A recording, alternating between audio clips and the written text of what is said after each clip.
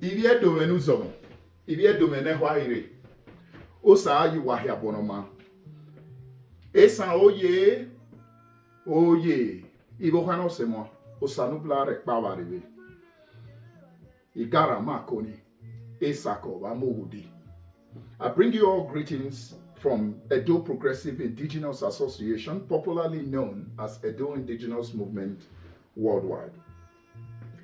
I want to specially greet our traditional rulers, most especially His Royal Majesty Oba Ewaye II, Ogidiga, one of Benin Kingdom, and all the Enojes of Esan land and the Adotaros of Edo North, including all other traditional rulers that I cannot remember to mention at this point.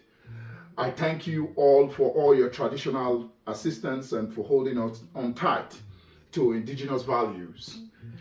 Well, greetings to all Edo indigenous people worldwide, no matter where you are located. Well, I brought a very important information for us. As we all know, the election time has come again, and we are beginning to see a lot of candidates rallying around and also emerging from different political parties. And you see Edo indigenes identifying with different political parties, and at the same time, most of them aligning with other political parties as well. But the biggest questions and the biggest observations that I think we need to provoke our mind to think about is, what are those things that we have been, looking forward to since we have been voting that we haven't gotten?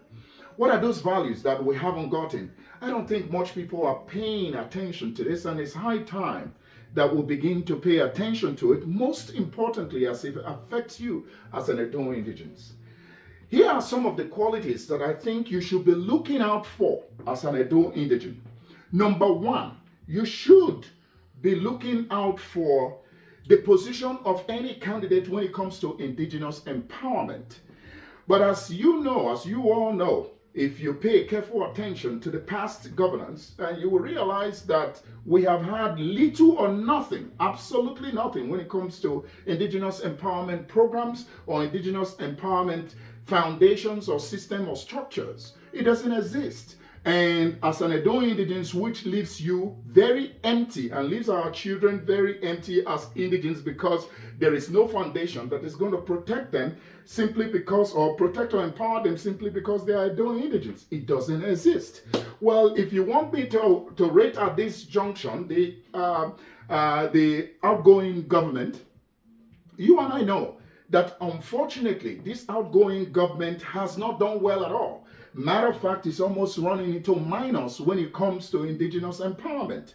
But at the same time, the government has done well in other sector, which is, placing the Edo State in a map as one of the most digital states in the country, and also, attracting foreign investors to invest in the state, and also, facilitating, energy sector as well, irrespective of the fact that we're still having a shortcoming in the energy sector, and also creating relevance in the government space and creating value of governance in Edo State. We appreciate that, but it goes beyond that. Unfortunately, this government who has not prioritized the indigenous empowerment are shooting themselves on the foot, because this is the foundation they are leaving for their children's children, because these things cannot happen overnight when you don't lay the foundation. Imagine the next 20 years, a non-indigenous will come to this state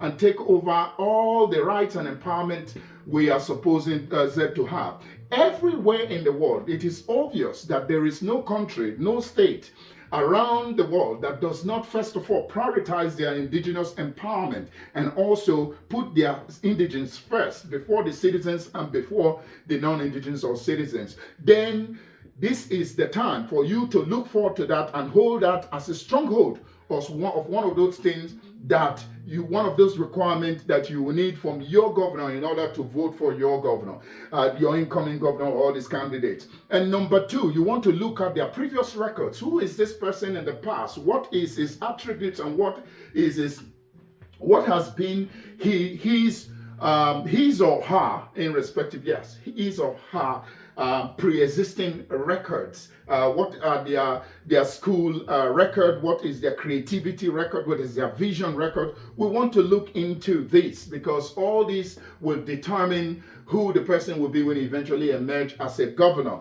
Because what makes a man's future is based on these three things: your previous thoughts, feelings, and actions. So we have to look at that to determine. So today I'm just going to leave us with these two very important requirement that we have to be looking forward to. So I call on our elders, our children, our parents, our moms and dad, and our brothers and sisters to hold this very tight when it comes to who you're looking to be your next governor that you will be proud of, and ultimately who is going to introduce a better infrastructure, who have the sense of exposure to bring in some international and international investors, and also who are going to empower our local investors in the state. In summary, if you look at the lack of indigenous empowerment, you can see the catastrophic damages that he has caused us. He has caused a lot of our indigents to run out of this country to go to diaspora. We have never seen it,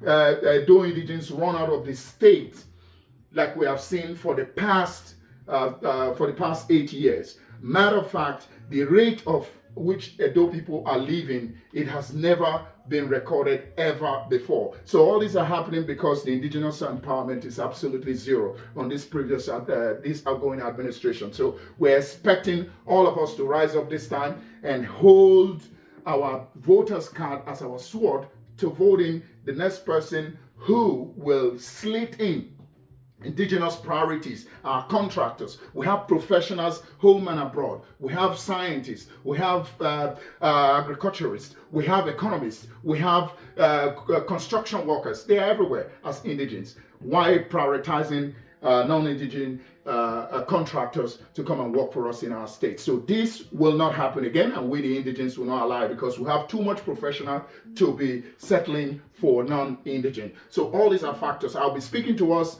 over and over as time progresses about factors we should be looking at, and we will be setting up a town hall meeting in the future to this effect. I want to thank you for taking your time to listen to these indigenous points to look out for in your upcoming candidate. So I'll be speaking to you in the future. I'm no other person, your son, your brother, and your family, Chief Dr. Omoyia Adenoide Edupolo. Thank you for watching this, and from Edo Indigens, we'll be speaking to you soon. God bless you.